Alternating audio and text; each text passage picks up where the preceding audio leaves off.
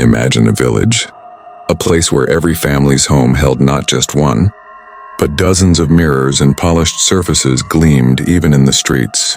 Imagine a village folk, so utterly devoted to mirrors they spent almost their entire days before them. Whispers claimed the mirrors carried wisdom from the past, but this wisdom sometimes demanded a heavy price. Until one morning, this mirrored tranquility was shattered by bone-chilling screams.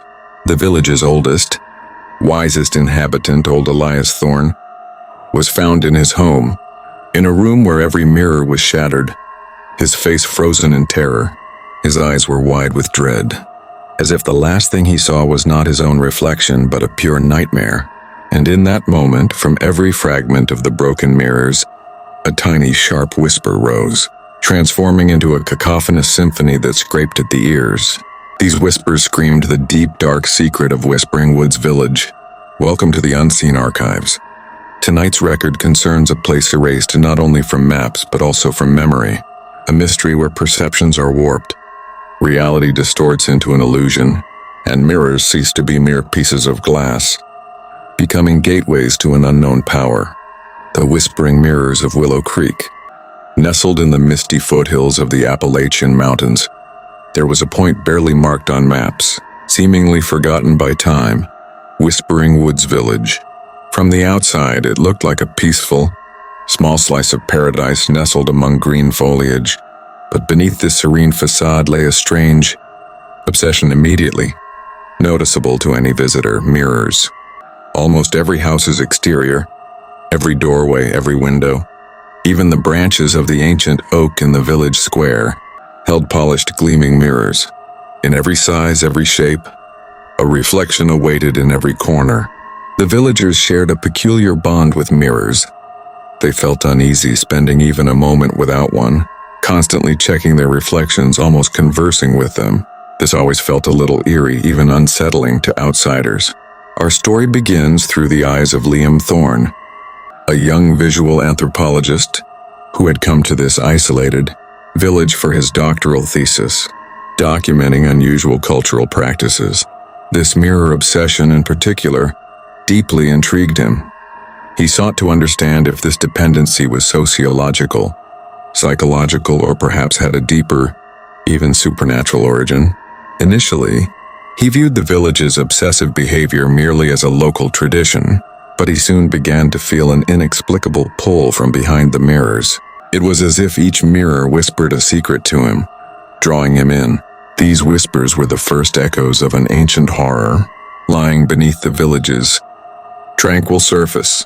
As Liam documented every corner of the village with his camera, he began to feel that in every reflection, like a slightly rippling pool of water, something was hidden.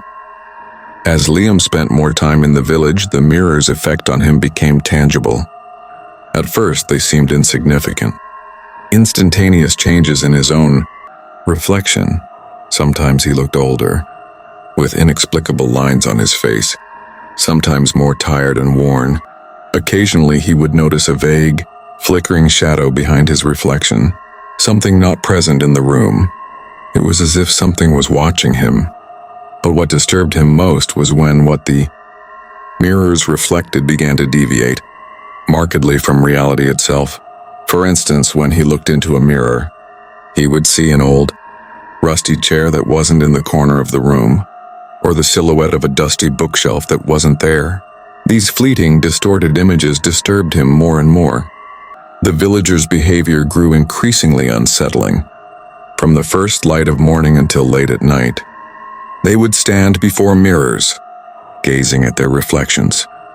Their faces would settle into dull, vacant expressions, their eyes fixed as if their very souls had been drained.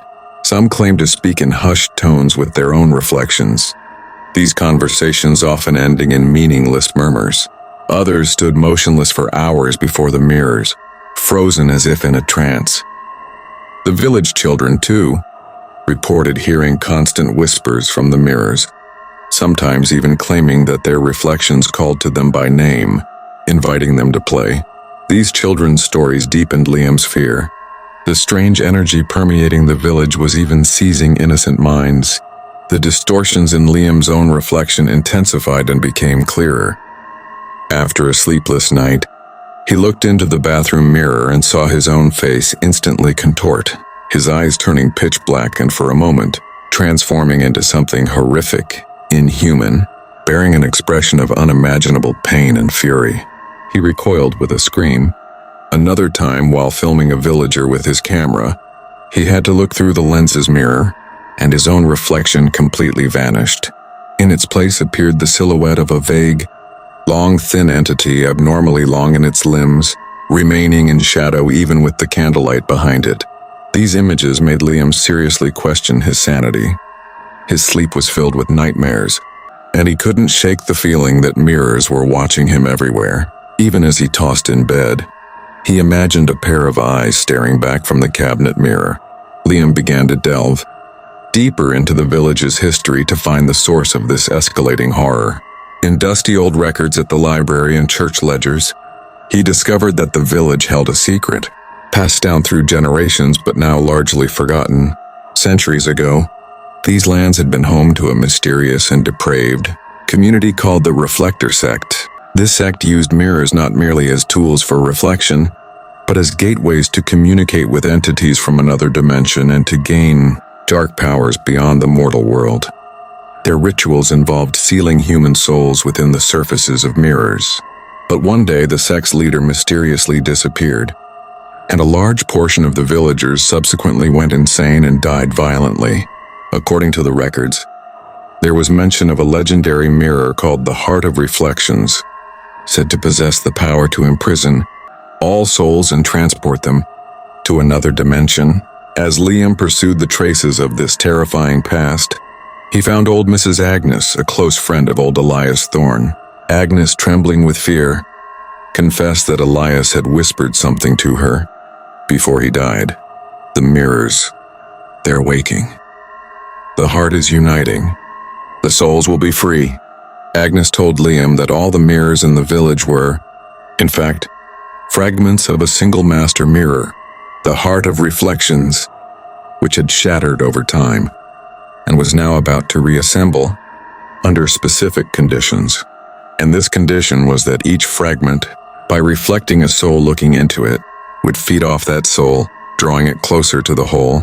The villagers' obsession with mirrors was, in fact, their imprisoned souls' attempt to reunite and return to the main mirror. One night, Liam followed a reflection he saw in the mirrors.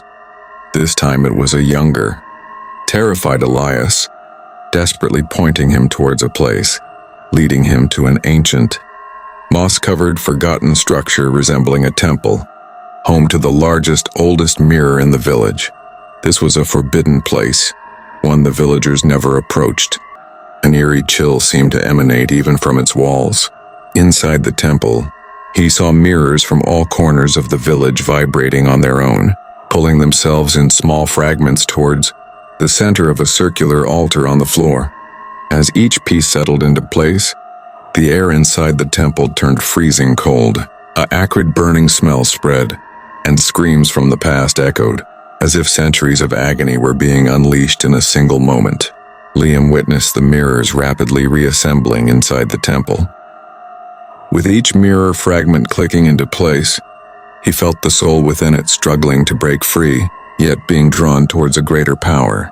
Centuries ago, the Reflector Sect had performed a horrific ritual using the village's youth and adults. This ritual aimed to imprison every living soul in the village within the Heart of Reflections. But at some point the ritual went awry.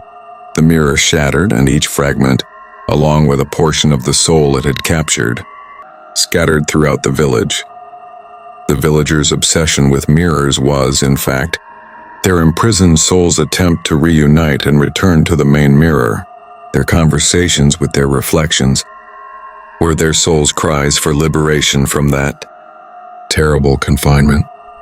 Old Elias Thorne's death was a sign that the ritual of reassembling these mirrors had begun. With his last breath, he tried to break the mirrors to prevent the souls from escaping, or at least to stop this demonic union.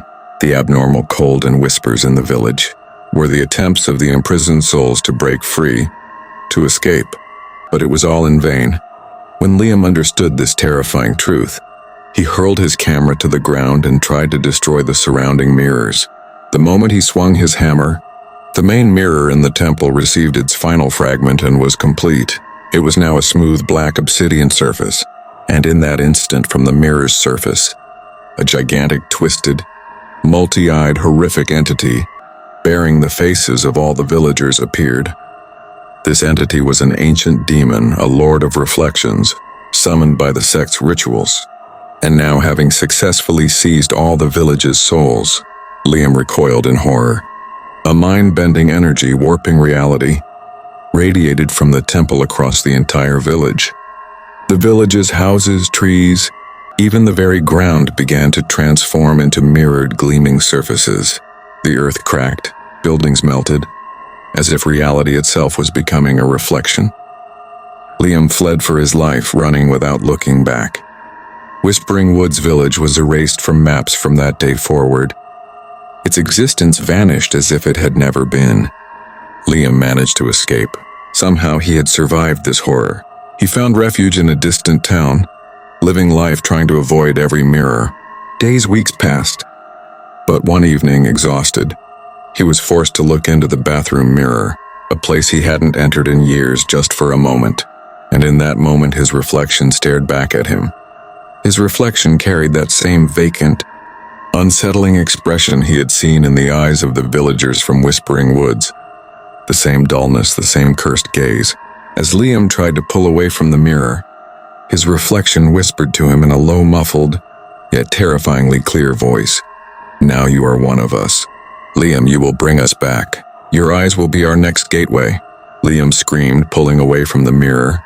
But that expression from his reflection had now settled on his own face. From that day on, Liam tried to avoid mirrors, but he began to see that horrific change in his own reflection on every shiny surface. His sanity rapidly deteriorated, because the curse of Whispering Woods had not just swallowed the village, it had taken Liam with it. He was now the next gateway for the Lord of Reflections to enter this world, and one day, he too would be consumed by the obsession of turning everything around him into a mirror, until the Lord of Reflections fully claimed this world.